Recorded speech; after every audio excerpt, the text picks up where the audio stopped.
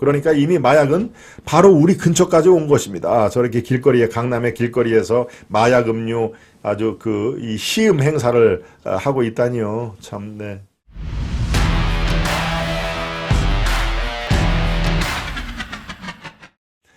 한동훈, 원래 이런 나라 아니다. 대검 마약부 부활을 지시했다 하는 내용이 여기 살펴있죠. 제가 조금 전에 내가 정말 이렇게 대통령실에서 역할을 할 그럴 상황이라면 저것부터 하겠다. 민생의 핵심이 이 학생을 자녀로 둔 불안과 늘상 어떻게 될지도 모른다는 부담을 걷어주는 것이 바로 권력자의 할 일이고 해야 할 책무고 집권당의 그것을 잘 받들기 위한 집권당의 정책위의장이라든가 이런 건 다 정책을 조율할 수 있는 최고 봉에 올라갔지 않습니까? 총리, 정책위의장 뭐 이런 분들이 다 그런 것을 염두에 두고 무엇부터 우리가 우선순위를 가야 되는지 총선도 마찬가지입니다. 저 학부모의 이 걱정을 정말 반으로라도 줄일 수 있다면 줄일 수 있는 정책에 나와서 실제로 시행을 하고 이 효과를 보여준다면은 지지율 그다음에 총선 승리 이게 저는 뭐 충분히 가능하다고 봅니다. 그런데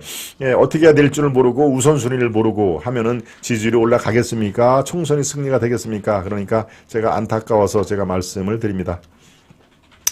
네, 귀를 기울여야 고통스러운 소리가 들리지 않습니까? 우리 최유피님. 네. 좌편향 언론들, 대통령 각 분야에서 일하고 계신 분들, 현재 정책적으로 잘하고 계신 것들 그대로 가감없이 보도를 해야 됩니다. 우리 행운님, 네, 행운님도 앞으로 종종 자주 뵙기를 청하겠습니다. 길거리에서 음료 행사라고 주는 음료에 마약탄 음료를 나눠줘서 중독시키려 했다는군요. 그렇죠? 그게 바로 마약 음료가 지금 아주 사회적으로 파문이 크게 일죠. 그러니까 이미 마약은 바로 우리 근처까지 온 것입니다. 저렇게 길거리에, 강남의 길거리에서 마약 음료 아주 이 시음 행사를 하고 있다니요. 참, 네. 국회의원 월급은 최저임금으로 정한다. 첫 번째. 두 번째, 관용차를 전면 철폐하고 자신의 차를 운전해야 된다. 세 번째, 국회의원은 3번 삼성까지로 제한한다. 저런 것들, 점세번님이 상당히 그렇습니다. 국회의원들이 9명의 그런, 물론 정책을 집안을 하고 연구를 하려면은, 인원이 밑사람은 있어야 되겠습니다만, 지금 9명을, 차급보좌관 둘, 5급보좌관 둘, 비서관, 또 비서, 기사, 이렇게 9명을 둘 수가 있죠. 그런 것들이 다 하면은 1년에 한 10억 정도 드는데, 이런 것들에 대한 다이어트, 이런 것들을 분명히 해야 되고, 국회의원들이 꼭 기사가 있을 필요가 뭐 있습니까? 자기 차 자기가 운전하면 되는 것이죠. 라는 그런 말씀도 가졌습니다. 온 세계로 마약 때문에 홈리스가 너무 많이 늘어나고 있습니다. 우리 석할래님. 네 번째 이슈 여기서 마무리를 짓고요. 다섯 번째 이슈로 들어가겠습니다. 다섯 번째 이슈입니다. 다섯 번째 이슈, 원래 이런 나라 아니야 라고 말씀을 제가 드리면서 엽기로 샜군요. 그렇습니다. 어제 한동훈 장관, 한동훈 장관이 여러분들이 호불호가 있고 아마 한동훈 장관이 일 잘한다 하는 분들이 우리 시청자 여러분들 중에는 더 많겠습니다만은, 한동훈 장관이 어제 마약범죄 수사 컨트롤 타워를 대검에 복원하라고 강력히 지시를 했다. 원래 마약부가 있었습니다. 대검에. 근데 그게 중간에 스멀스멀 없어졌죠. 문재인 정부 때 검경 수사권 조정에 따라서 반부패 강력부 마약조직범죄과로 통합이 됐습니다. 통합이 돼서 이제 마약을 전담하는 부서가 없어졌죠. 그런데 지금 강남 한복판에서 마약을 시음하고 있는 이런 상황에서 마약을 전담하는 대검 부서 하나 없다는 게 그건 말이 안 되는 것이죠. 그러니까 한 장관이 이런 얘기를 한 겁니다. 화이트 칼라, 이른바 이제 사무직이죠. 사무직, 화이트 칼라 범죄를 수사하는 반부패부와 마약 조직 범죄를 수사하는 강력부는 수사 성격과 전문성이 완전히 다르다.